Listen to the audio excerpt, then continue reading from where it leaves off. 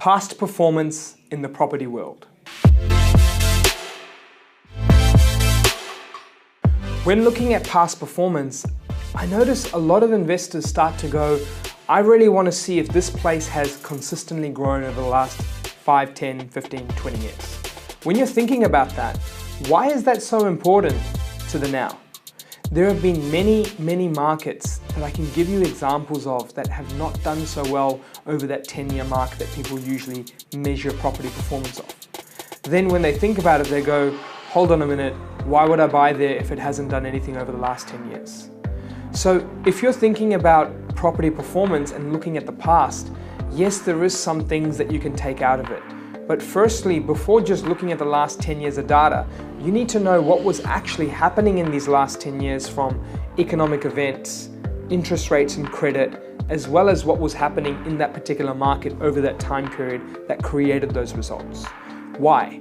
Well, because if something was not happening during those last 10 years and it was extremely quiet, market was not moving or booming in the way you wanted it to, then what's happening today that's different to those last 10 that could create that? If there isn't anything different, then you know what? You may be right. Past performance does equal what's going to happen ahead. But if there was a difference, and if you go, okay, well, let's take, Ballarat for an example. The 10 years prior, the previous last 1 to 3 year growth cycle that's been occurring, but the 10 years prior that, there were pockets that were relatively flat, maybe up and down, or doing nothing at all. But in the last few years, what was happening there that made this change?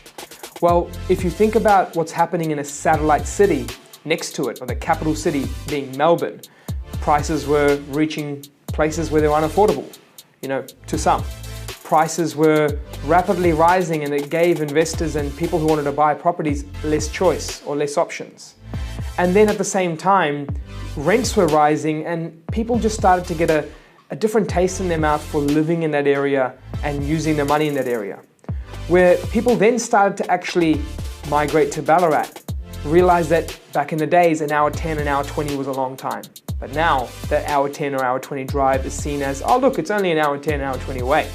See that over time, the distance that's far is actually becoming shorter based on what's being built out, as well as the perception of what people think is far and close between 10 years ago and now.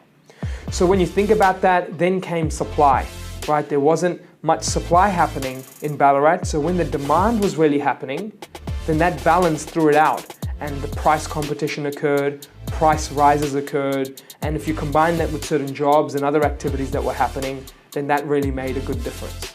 Now, before this price market started to move, the rental market was moving there as well. Rents were tightening, vacancies were tightening, the gross yields were improving in some parts. The competition in the rental market was happening. People envisioned themselves wanting to live there and actually settle down, not just temporarily try it and realize it's not for them.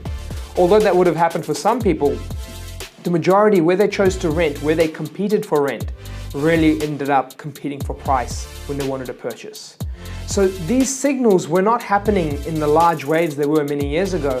So that's why you could say that past performance had nothing to do with what's happening now or did happen in the recent years in Ballarat. You can take so many examples of Hobart and other markets as well where certain signals were just not there the years prior. In Sydney, certain signals were not there and then they occurred in certain phases. So what you've got to realize is that a 5-year trend, a 10-year trend, a 15-year trend, 25 and even 30 put different cities in different first place positions. So when you're thinking about that, don't assume that past performance didn't occur and that means today's performance didn't occur. And also don't assume that past performance did occur and growth must occur today. Because that might take people to the 2017 peak or 2016 peak in parts of Sydney. You might look at the last few years and go, hey, I'm going to be stupid if I don't buy here because of how high the prices are rising, how good the performance is. Then all of a sudden, what's happened over the last 12 months? Yes, this might only be a small phase in the huge cycle, but timing can be crucial as well as time in the market. And if you keep basing your timing of what happened over the last 10 years, then whether you're an experienced investor, you're a first-time investor, that won't make the difference that you're looking for. So next time you're looking at investing, past performance is just one key part. But really, what are the signals? What are the differences? Or even what are the comparisons? Because if everything's the same, then sure, very valid point. But if things have changed, then maybe your outlook on investing should also change. That's it from us at InvestorKit, the experts in wealth creation, helping you take action.